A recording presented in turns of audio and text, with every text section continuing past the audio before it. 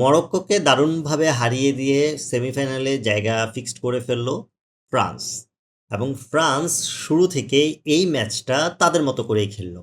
শুরু থেকে প্রচুর অ্যাটাক করলো। তাদের যে ধরনের খেলা তারা অলওয়েজ খেলে, সেটা হচ্ছে অ্যাটাকিং মাইন্ডসেটের খেলাটা, সেটাই তারা আলটিমেটলি খেললো। এবং মরক্কো শুরু থেকে ডিফেন্সিভ ফুটবলটা খেললো, যেটা মোটামুটি শিওর ছিল যে মরক্কো আলটিমেটলি ডিফেন্সিভ ফুটবলটাই খেলবে। যেটা আমি আমার প্রি ম্যাচ অ্যানালাইসিসও বলেছিলাম যে আলটিমেটলি মরক্কো এই ধরনের মাইন্ডসেট নিয়ে আগাবে, তারা সেভাবে এগিয়েছে।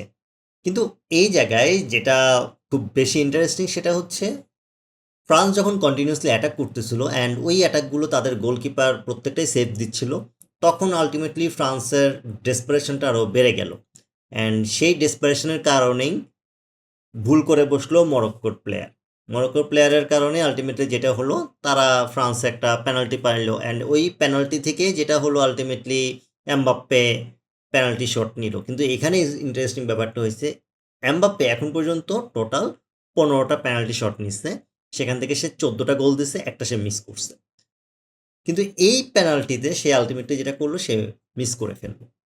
অ্যান্ড এই পেনাল্টি নেওয়ার আগে প্রায় তার 3.5 মিনিটের মতো অপচয় হলো। সেটা কি তার কনসেন্ট্রেশন একটা ব্রেক ক্রিয়েট করছে কিনা, সেটা একটা কথা থেকে যায়। কিন্তু দিন শেষে এমবাপ্পে গোলটা দিতে পারলো না। অ্যান্ড ফার্স্ট হাফে সেখানেও গোল হলো না। এই খেলাটা যত ডিপ যাচ্ছে ততই আলটিমেটলি মনে হচ্ছিল হয়তোবা মরক্কো এক্সট্রা টাইমে খেলা নিয়ে যেতে পারে। কিন্তু 60 মিনিটের সময় এমবাপ্পে যে দারুণ গোলটা দিল, ওইটা সম্পূর্ণ ইন্ডিভিজুয়াল ব্রিলিয়ান্স বলতে হয়। সে যেভাবে ফিনিশ করলো অ্যান্ড তার বল স্পিড থেকে শুরু করে বলের অ্যাঙ্গেল সব কিছু টাইমিং পারফেক্ট ছিল। অ্যান্ড ওইটার পরে আলটিমেটলি বোঝা হয়ে গেছে যে মরক্কো তাদের যে ধরনের প্ল্যান ছিল সেটাতে তারা সাকসেস হচ্ছে না, অ্যান্ড তারা আলটিমেটলি এই ম্যাচে বেশিক্ষণ থাকবে না। অ্যান্ড সেটাই হলো যে 6 মিনিট পরে আলটিমেটলি ড্যাম্বেলেও গোল দিয়ে দিছে। অ্যান্ড ড্যাম্বেলের গোলটা অবশ্য গোলকিপারের একটু মিস্টেক ছিল, গোলকিপারে ঠিক করে সেভ করতে পারে নাই। কিন্তু ওই যে আপনার যখন একটা গোল যখন কনসিড করে, তখন অটোমেটিক্যালি সেকেন্ড গোলটাও চলে আসে।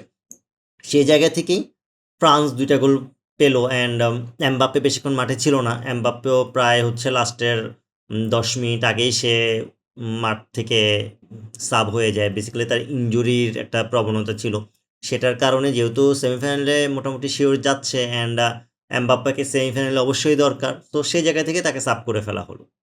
অ্যান্ড পুরো খেলাটাই আলটিমেটলি যেটা মরক্কো খুব একটা ভালো খেলতে পারে না। মরক্কো বেশ কয়েকটা চান্সের জন্য তাদের আলটিমেটলি চান্স বলতে তারা ফ্রি কিক পেয়েছে, কর্নার পেয়েছে, সেগুলোতে তারা আলটিমেটলি খুব একটা সুবিধার করতে পারে নাই, খুব একটা ভালো শট নিতে পারে নাই। অ্যান্ড চান্স যে 1-2টা ক্রিয়েট করছে সেগুলোই তারা ফিনিশিং করতে পারে নাই।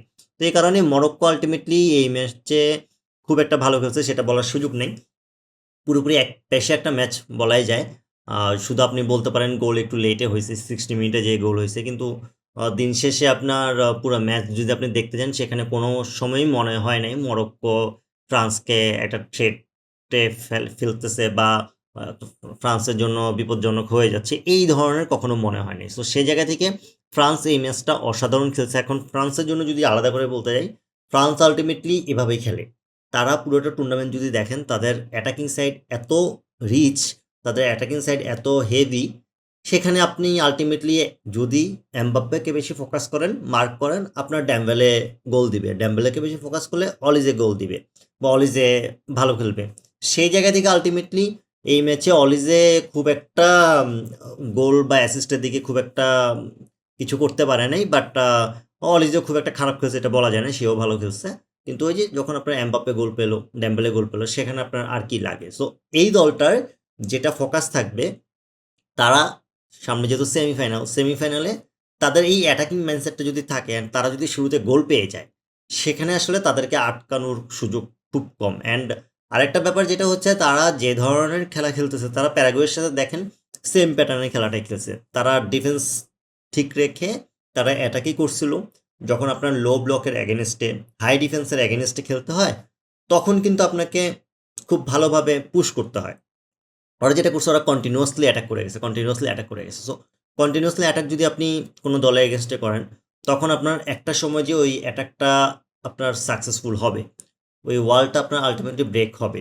প্যারাগুয়ের সাথে যেটা ভুল করে নেয় সেটা হচ্ছে পেনাল্টিটা মিস করে নেয়। যদি আজকের ম্যাচে আল্টিমেটলি পেনাল্টিটা মিস করলো, সো ওখানে আমার মনে হয় এমবাপ্পে যদি একটু কনসেন্ট্রেশনটা ঠিক রেখে মারতো, আই থিঙ্ক সে ইজিলি গোলটা পেত। এখন ওখানে স্বাভাবিক যে প্রায় 3.5 মিনিটের মতো সময় নষ্ট হয়েছে, সেটাও একটা ইস্যু হতে পারে। বাট এমবাপ্পে যে গোলটা দিছে সেটার পরে আসলে পেনাল্টিটার কথায় থাকে না, কারণ অসাধারণ একটা গোল ছিল, সম্পূর্ণ ইন্ডিভিজুয়াল ব্রিলিয়েন্স বলতে হয় সেটাকে, অ্যান্ড পারফেক্ট একটা ফিনিশিং ছিল। যে শটটা নিছে ওই শটের স্পিড থেকে শুরু করে আপনার টাইমিং দেখেন, প্রত্যেকটা পারফেক্ট ছিল। সো এই কারণে আলটিমেটলি এমবাপ্পে সবার থেকে এগিয়ে আছে। এমবাপ্পে বর্তমানে তার এই ওয়ার্ল্ড কাপে তার গোল হচ্ছে 8টা, অ্যান্ড তার অ্যাসিস্ট হচ্ছে 3টা। অন্যদিকে তার যদি আমি অল টাইম গোল বলি, সেখানেও সে ওয়ার্ল্ড কাপে 20টা গোল। সো বোঝাই যাচ্ছে যে এমবাপ্পে খুব ভালো পারফরমেন্স করতেছে এবং তার পারফরমেন্স অনেক হাই, অ্যান্ড এটা মোটামুটি বলাই যায় যে এমবাপ্পে আল্টিমেটলি যেভাবে আগাচ্ছে, তার জন্য আসলে বিশ্বকাপটা দারুণ একটা সময় হতে যাচ্ছে। অ্যান্ড ফ্রান্স আল্টিমেটলি যেহেতু সেমিফাইনালে চলে গেছে, সেখানে ফ্রান্স কেমন করে সেটাই দেখার বিষয়। বাট তারা যে ধরনের খেলা খেলতেছে, তারা খুব ইজিলি তারা সেমিফাইনালটাও জিতে তারা ফাইনালে যেতে পারে, সেরকম একটা চান্স আছে।